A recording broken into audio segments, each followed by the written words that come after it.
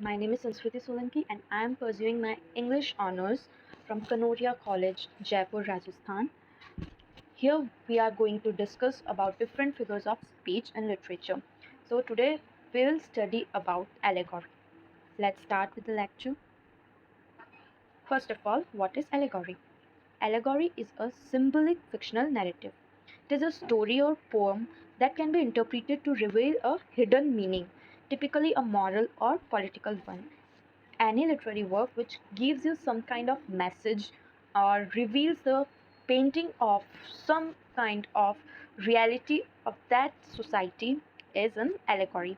It is a literary device used to express large complex ideas in an approachable manner.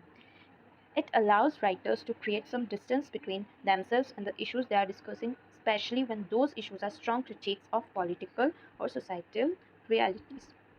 Basically, an allegory is a literary device which is a narrative in which a character, place, or event is used to deliver a broader message about real world issues and occurrences. Authors have used allegory throughout history in all forms of art to illustrate or convey complex ideas and concepts in ways that are comprehensible or striking to its viewers, readers, or listeners. So, there are also different kinds of allegories in English literature and figures of speech. First type of allegory is classical allegory. The origins of allegory can be traced at least back to Homer and his quasi-allegorical use of personifications. However, the title of first allegorist is usually awarded to Theognis of Rhegium.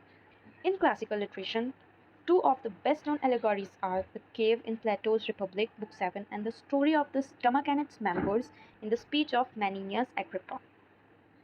Next kind of allegory is biblical allegory.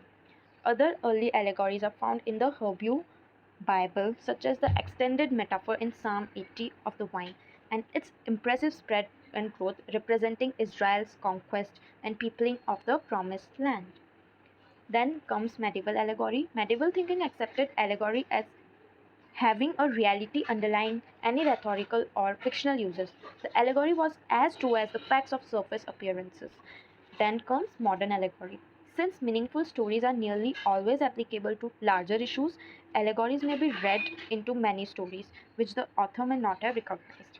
Examples of allegory in popular culture that may or may not have intended include the works of Bertolt Brecht and even some works of science fiction and fantasy, such as The Chronicles of Narnia by C.S. Lewis. The story of the apple falling onto Isaac Newton's head is another famous allegory.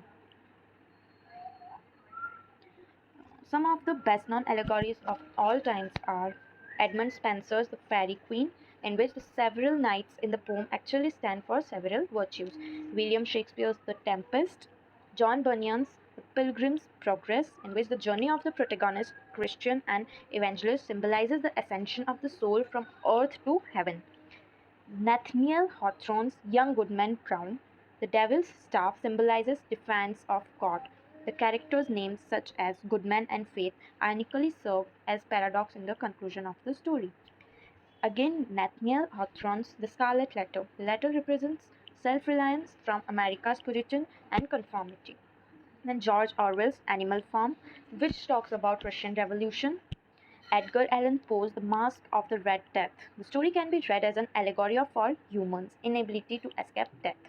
Arthur Miller's The Crucible, The Salem Witch Trials are thought to be an allegory for McCarthyism and the blacklisting of communists in the United States of America.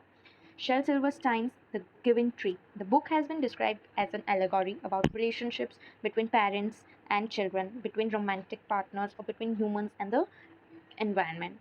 So, from this, we can understand that allegory is basically any literary work which reveals the reality of the society, which gives a moral message from the society, and which depicts contemporary ideas of the society.